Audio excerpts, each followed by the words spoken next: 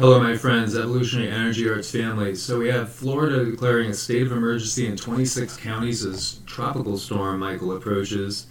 And if we look at what they're saying, we could be looking at major Hurricane Michael.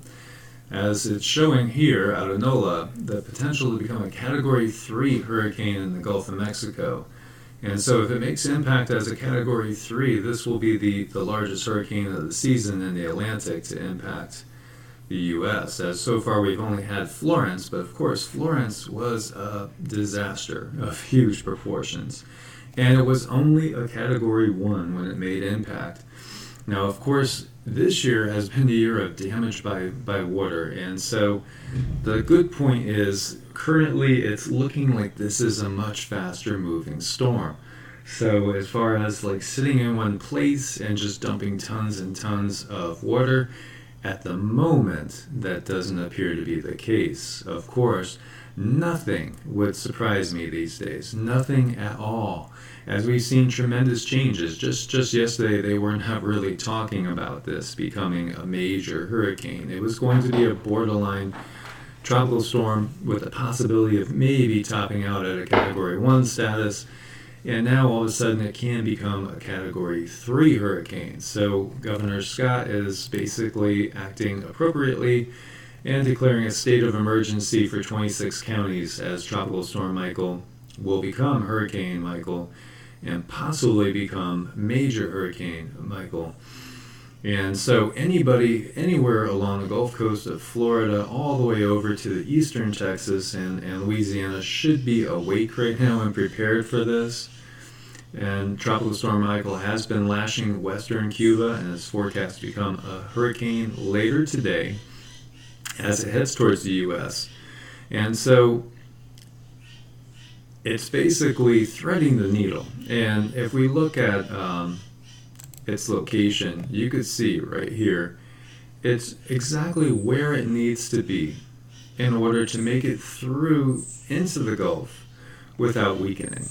And so it's exactly where it needs to be to take advantage of these warm waters, which are still in the mid-80s, 84, 85 degree water, which is going to be able to feed the storm and help it to rapidly intensify.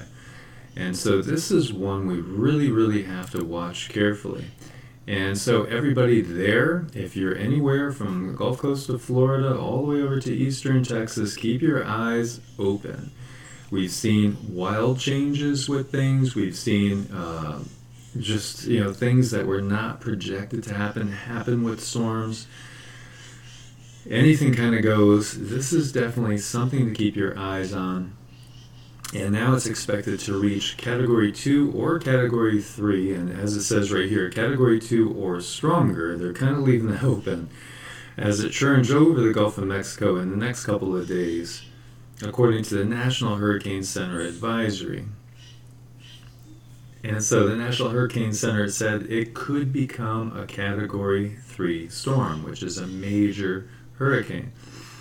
And the center projects the storm will hit somewhere in the Florida Panhandle on Wednesday or early Thursday morning. In its 7 a.m. Monday advisory, the center said Michael was about 120 miles northeast of Cozumel, Mexico, with maximum sustained winds of 70 miles an hour, which is just about a hurricane. The storm was moving north at 7 miles per hour. It's moving slowly northward towards the Yucatan Channel, according to the most recent tracking information. The Hurricane Center warned the storm could produce a foot of rain in western Cuba, potentially triggering flash floods and mudslides in mountainous areas. And so we're going to watch this. Florida Governor Rick Scott again has basically declared state of emergency in 26 counties. Everybody's got to get ready. Scott warned that Michael could reach land as a Category 2 hurricane with winds in excess of 100 miles an hour, and actually it could be higher than that. The storm has potential to bring devastating impacts to communities across the Panhandle and Big Bend, and every family must be prepared. Scott activated 500 National Guard troops in advance of the storm. Everybody's got to get ready. Don't take a chance. We're going to get storm surge. We're going to have wind. We're going to have a chance of flooding. And we're going to have a significant chance of tornadoes. And so this is a listing of the counties right here. I'll have all the links for you guys as always. A hurricane warning is in effect for Cuba right now. You actually have some of the candidates adjusting their campaign schedules because of this as well, especially notably Andrew Gillum, who has canceled his events and is going to head back to to Tallahassee. And so the other thing that this is going to do is also it's going to bring rain over into the Carolinas and Georgia. And of course, the Carolinas have been reeling from everything that's going on. So if we look at where this is going to end up, right now, this is where they have it projected to hit. And so it's going to be hitting in the Panhandle, probably somewhere between Panama City and Pensacola, according to the latest info. So that can change. If you're in this area, definitely be prepared. Although, of course, it wouldn't take much to nudge it out into Mobile or Biloxi, Mississippi, Gulfport even. And then there's always the possibility it could go more easterly track and head closer towards Tampa. So be aware of all these possibilities, my friends. And we've been talking about the need to have yourself prepared with your bug out bags, with your emergency supplies, your food, your water, whether you have a generator or not of some sort. Alternate lighting in case the power goes out. Chances are there are going to be power outages associated with this storm. So everyone, especially on the Gulf Coast there, be aware of that, as this one has the potential to have some strong winds with it. And also, again, in the Carolinas, everybody that has been, impacted by Florence, you got more rain that's definitely going to be coming your way as well, apparently, by the way that this is going to track. And so if we look currently, you can see there's still 3 storms out there: Leslie, Michael, and Sergio. And Sergio is going to be coming in and impacting Baja. Leslie, it appears, is going to track north towards Western Europe. And it's unclear really if it's going to impact anything as of yet. It's been a bizarre storm just sitting out there for what seems like a month or more. It feels like it. But if we look over here, this is Ventusky again. Go one more day out. You see Michael coming in, threading the needle, going exactly where it needs to get stronger. Wednesday night, it's just coming up short in the Panhandle. Sergio's making its way towards Baja. Thursday, Sergio closing in on Baja. Michael is now up in Georgia, South Carolina, delivering rain. And then Michael's basically gone by Friday. And Friday you see a landfall for Sergio over Baja. And then Saturday, Sergio is bringing rains to the southwest. And if we look back at Leslie, we see Leslie is basically heading towards Portugal and then zooms up on Saturday to be off the coast of Ireland. So everybody up in this whole area here should watch her as well, because there's the potential there for definitely a severe storm as well. And then Sunday she is cleared. So my friends, be really careful out there. The tropical season is still ongoing, and it's October 8th.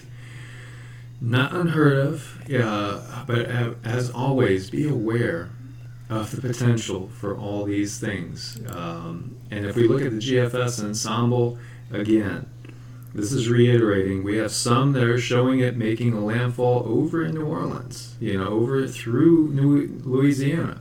And there's even a couple over here, models showing a hit and a landfall just above Tampa. So everybody, in the Gulf Coast, this is a big heads up. Be prepared. Again, be ready with your food, your fresh water. Be ready to have no electricity for some days, maybe even weeks. You never know. It shouldn't be that strong, but we can't trust these things. We really, really can't. We always should prepare for the worst and expect and pray for the best. And stay safe in these times, and work with your neighbors. Get together with your neighbors, whether you live in an urban setting, a suburban setting, or a rural setting. Know who your neighbors are. Find out what their plans are when things hit the proverbial fan. And, it's good to work together. We need to build stronger communities together. We need to basically respond to these things together as a unit, as a whole, together. And I was talking to a friend who is actually doing relief work out there in North Carolina and talking about the devastation that's there. They're still taking trees off of cars and houses. They're still seeing tons of dead fish wash up on the shores. It's still a real mess. They have a mosquito inundation like you wouldn't believe out there right now. And so those areas are going to get some more rain, which is not really needed at the moment. But everybody, all our friends and family out there in Florida and Mississippi and Alabama and Louisiana, Georgia as well, be prepared. Stay safe, my friends. Take care. God bless and namaste.